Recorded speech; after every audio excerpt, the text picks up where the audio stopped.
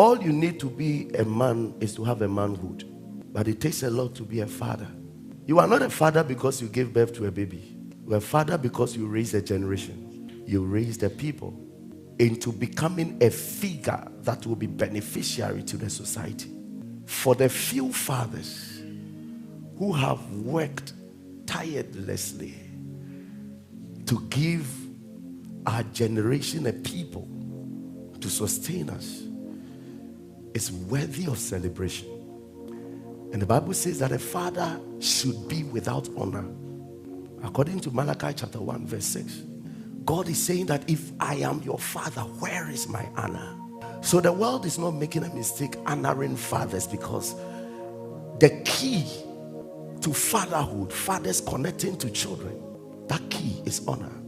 And these days should be days that we cherish deeply. The main reason why, according to Prophet Malachi, the main reason why God sent John the Baptist was to preach until the hearts of fathers are connected back to the heart of children. He said, if this does not happen, I will strike the earth with a curse. So any land that there is no connection between fathers and children, there is an atmosphere of curses that rests on the land.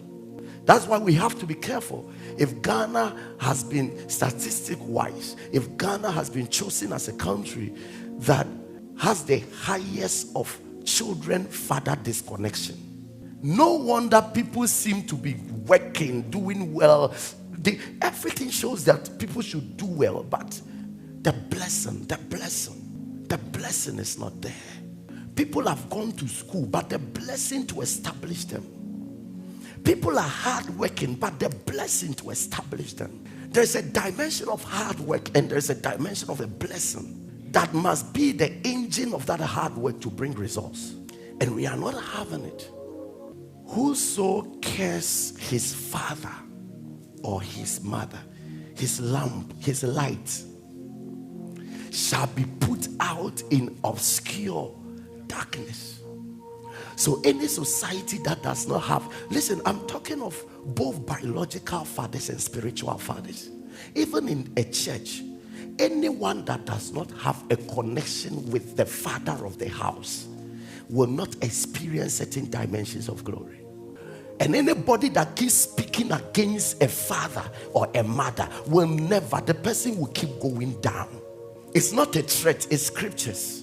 Whosoever cares his father or his mother, his lamp shall be put out in obscure darkness. What it means is that over time your life will be extinct. You will be alive but no influence. No matter how Rebecca likes you, she can't bless you. She must only set you up for the father's blessing. Your mother can overlove you, but it is your father's tongue that will establish you. And we are in a system where mothers, in their quest to love children, draws them away from their source of blessings. Your father is not good. Your father is not dead. Your father is not dead. Your father is not dead.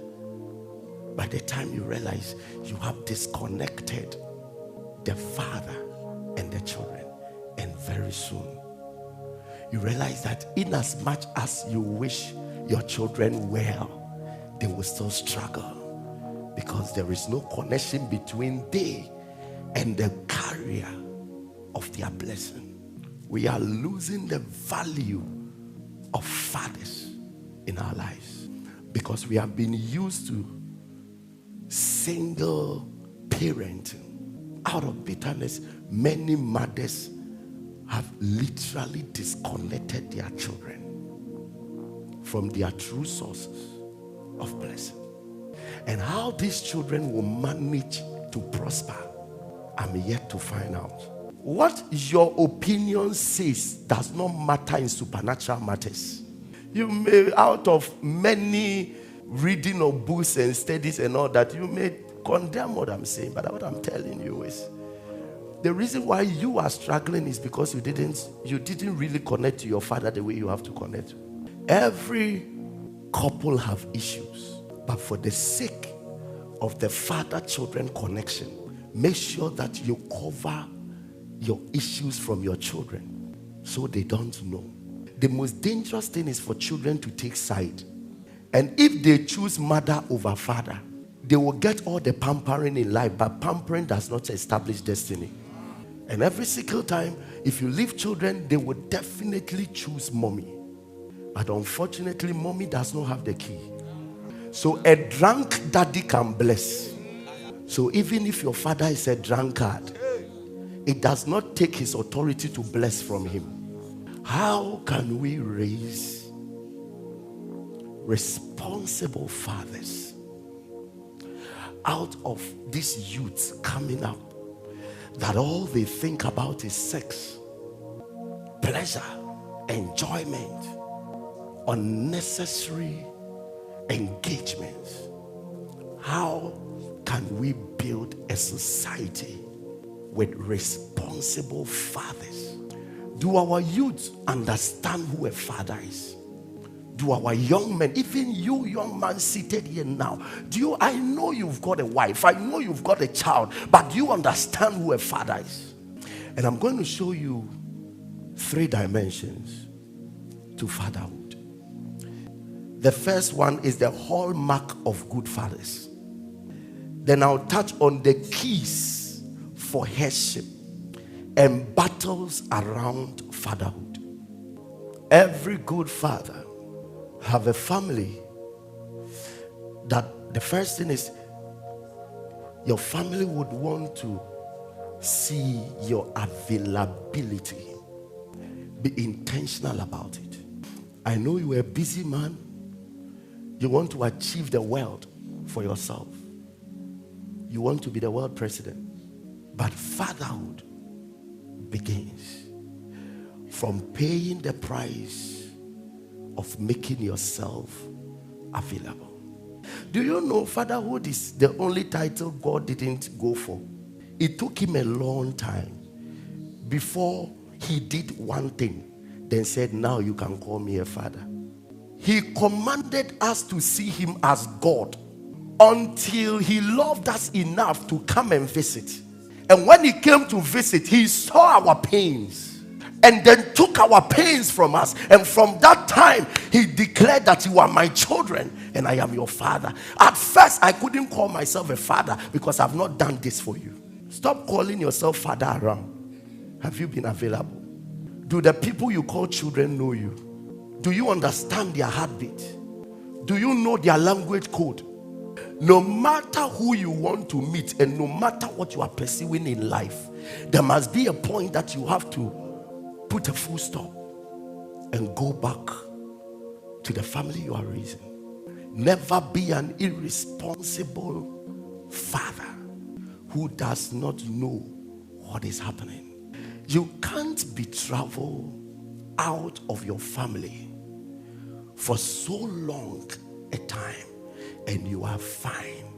20 years away from your children, you are fine. What kind of father is that? Do you know how there are fathers who didn't know how their children went to JSS and went to senior high and went to university, yet they were paying fees? That is why you know that there are times in life that your presence is higher than your money. When the child is sick, who takes him to hospital? The child begins to go warm, and then you turn and tell the mother, take the child to hospital. No matter how busy I am, there has not come a time Daniel has to go to hospital that I will leave his mother and say, take him. And most at times, he will not even want to stay with his mother. He would want to be with me. And no matter who you are, if you call me, I won't pick. I just finished praying for you the whole night. It's time to take care of my boy. It's time to take care of my boy. Yes. I hardly sleep at night praying for people. In the daytime, the good news is that the time I'm praying for you, he's asleep. So when he's awake, I must forget you and take care of him. Before God judges me on you, he will judge me on him. There are days that literally I sleep just 2 hours. Because by the time I get home by 5 a.m.,